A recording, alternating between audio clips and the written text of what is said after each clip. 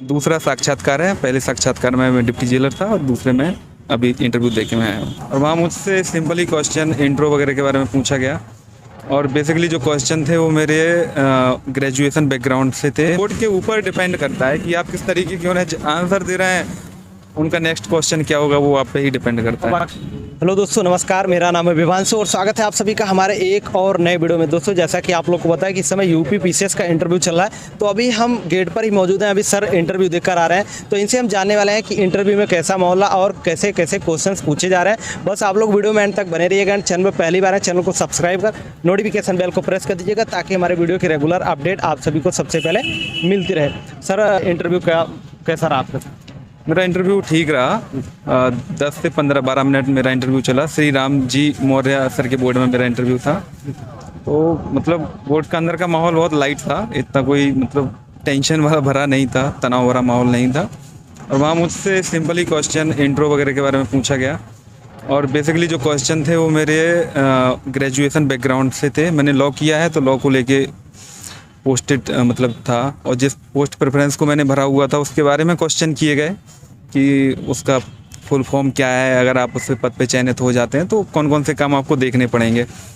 तो उसमें सब रजिस्ट्रार का एक पोस्ट था, उसके लिए मैंने बताया कि सर मुझे उसमें विवाह का जो रजिस्ट्रेशन होता है उसके बारे में ही बताए जाते हैं। तो उनका क्वेश्चन था कि आप विवाह के बारे में आपने कहा तो कितने प्रकार के हिंदू रीति में विवाह होते हैं। तो मुझे पता हुआ था तो मैंने बताया कि 8 प्रकार के विवाह हैं।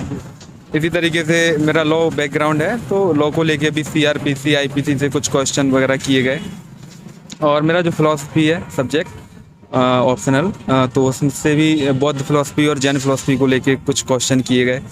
उसके बाद फिर वही एक मुझसे अशोक के बारे में क्वेश्चन किया गया कि जब पहले ये पूछा कि बुद्ध का जन्म कब हुआ, तो मैंने उनके बारे में बताया। फिर उन्होंने क्वेश्चन किया कि जो अशोक हैं जब लुम्बिनी में गए थे या लुम्बिनी में कब गए थे और वहाँ जाके उन्होंने क्या किया। तो उन्होंने वहाँ जाके कर जो लग रहा था उन पे तो कर को कम किया।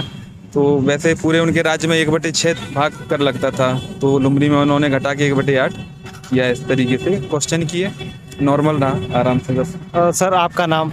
मेरा नाम कार्तिकेय गुप्ता है। मैं 2019 में डिप्टी जेलर की पद पे चयनित हूँ। मीडियम कौन सा? मीडियम हिंदी मीडियम है। हिंदी मीडियम जी। दूसरा साक्षात्कार है। पहले साक्षात्कार में मैं डिप्टी जेलर था और दूसरे में अभी इंटरव्यू देके मैं आया हूँ। तो सर, जैसे यूपी पीसीएस का इंटरव्यू चल रहा है, तो क्या यूपी से रिलेटेड चीज़ें पूछी गई थी सर? देखिए, यूपी से रिलेटेड चीज़ें डिपेंड करता है ना कि आप इंटरव्यू को किस दिशा में ले जा रहे हैं। अगर आपने अपना इंट्रोडक्शन या जो आपका बैकग्राउंड है उस तरीके से दिया है और उसमें कुछ करंट से रिलेटेड है, जैसे किसी ने पॉलिटिक्स बैकग्राउंड है उसका या किसी का ज्योग्राफी है, तो हो सकता है कि उसको लेके कोई क्वेश्चन कर लें। मैं भी तैयार करके गया था कि राष्ट्रपति के चुनाव हो रहे हैं और भी जितने भी करंट रिलेटेड इशू हैं, तो इस तरीके से मुझसे कोई क्वेश्चन नहीं किए गए। अब मैं डिप्टी जेलर के पद पे चयनित हूँ, तो उन्होंने मुझसे मेरे डिपार्टमेंट में जो हायरार्की है उसके बारे में पूछा कि सबसे लोअर पद कौन है और सबसे अपर पद उसके बीच में जो भी है। तो इस तरीके से वहाँ भी जो हमारे डीजी और आईजी हैं उनको लेके कि क्या किसकी क्या पावर है, इस तरीके से। और बाकी डिस्ट्रिक्ट वगैरह से रिलेटेड कुछ क्वेश्चन? नहीं, डिस्ट्रिक्ट इस तरीके के कोई क्वेश्चन उससे नहीं पूछे गए। और करंट के सर?